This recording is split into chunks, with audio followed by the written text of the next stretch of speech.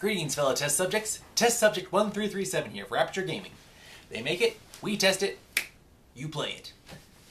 On today's episode of Aperture Gaming, we will talk about a video game that was recently released on the PlayStation Network on May 28th. They were re-releasing from 2005, The Warriors. The video game based on the cult film from 1979. Now, I did some research about this. The movie was actually based on a book written in 1965. So the book was written, 14 years passed, and they wanted to make a movie about it, but they had to do a lot of changes. So that happened. And then the film became a cult classic. 26 years after the film was made, the video games were released for Xbox and PlayStation 2. I remember I saw this game and I was like, what the heck, I'll give it a shot. So I rented it, I played it, and I loved it. Beat it after a couple of tries, and then returned it, and it just up and vanished from memory. When I saw it was announced for the PlayStation download, I was super happy for this. It's basically just saying, Warriors, they're coming back to play! It's from the film. If you don't get any of the stuff I'm about to reference in this game, either rent and pick up the game, download it, or watch the movie. Be warned that the film is rated M for mature, and so the film's rated R, and the video game is rated M. So please rent and buy responsibly. Now we got the public service announcement out of the way, on to the review. So the game was made in 2005 for the PS2 and Xbox. A little time later, they released it for the PlayStation Portable. And like I said, on the 20th, they released it for $9.99. Pretty good deal for a game like this. This video game is one of the many tie-in video games, like you see a game that tries to tie into a TV show or a movie, or in some cases, a book. And I gotta say, I'm very happy with how this tie-in turned out.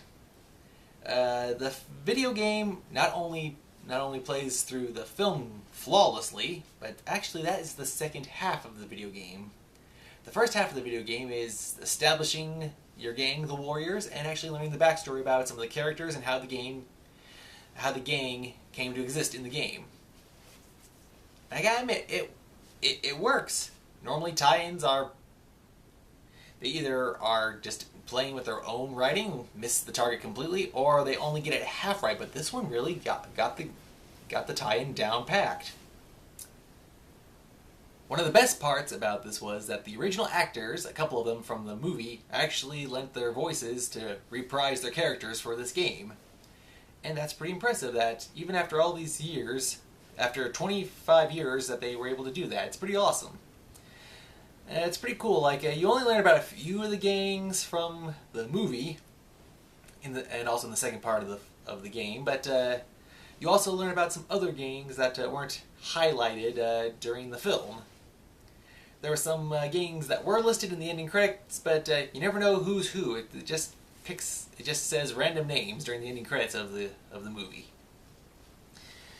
So yeah, the game's first part is establishing who the Warriors are, their background, where they came from, which gangs they left, or if they're just joining up brand new. And then the second part of the game is true to the film.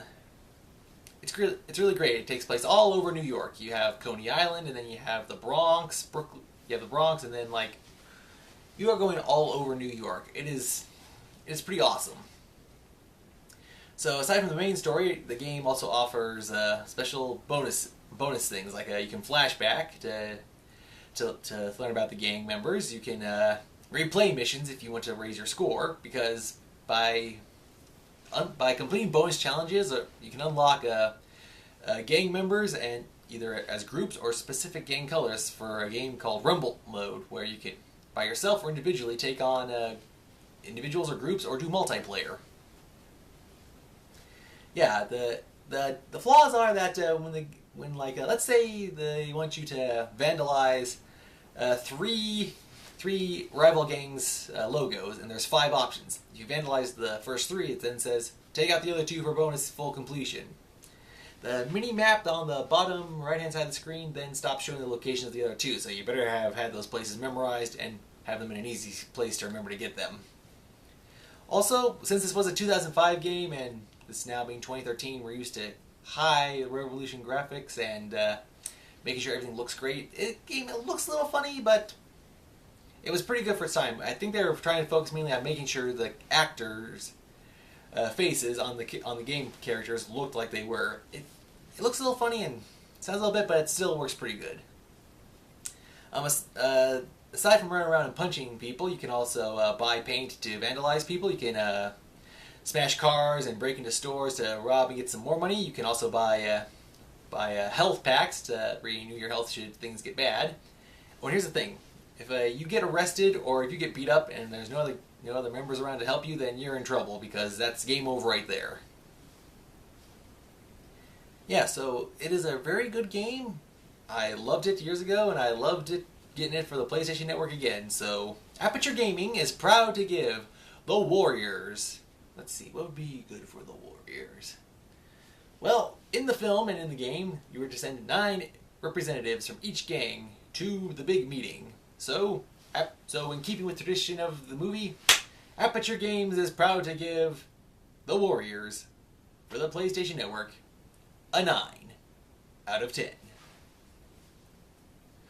And in the immortal words of Cyrus, the leader of the Rifts, can you dig it? I know I can. Okay, until next time, this has been Test Subject 1337 for Aperture Gaming. I look forward to posting another video and another game review. Have a nice day.